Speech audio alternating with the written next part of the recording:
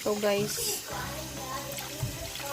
So, iwas natin isa-isa yung itlog. At saka i-ano natin dito.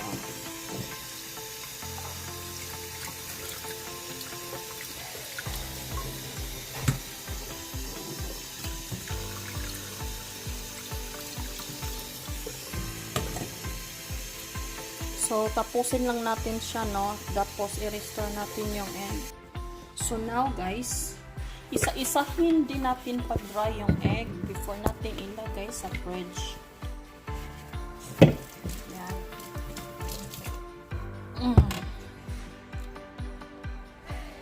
Yan. Dry lang natin siya.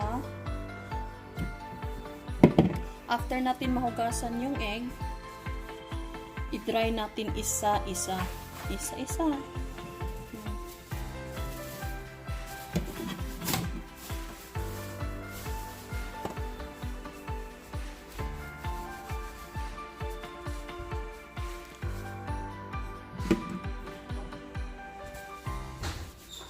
Fry the egg.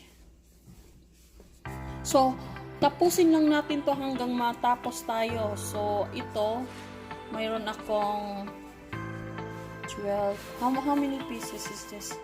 I think 30 pieces. So, yan. So, mayroon akong itong brown egg is yung organic egg. At saka yung white egg naman is pre-rinse. What's that? Han? Pre-rinse? Yeah, pre-rinse egg. So, I like white.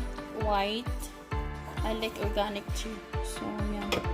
Kumusta na tayo? So, finally, natapos ko na din siyang hinugasan at saka natapos ko din siyang dina-dry. At tapos, ilagay na natin to sa fridge. So, ayan. Ito na yung malinis na egg natin. 30 pieces.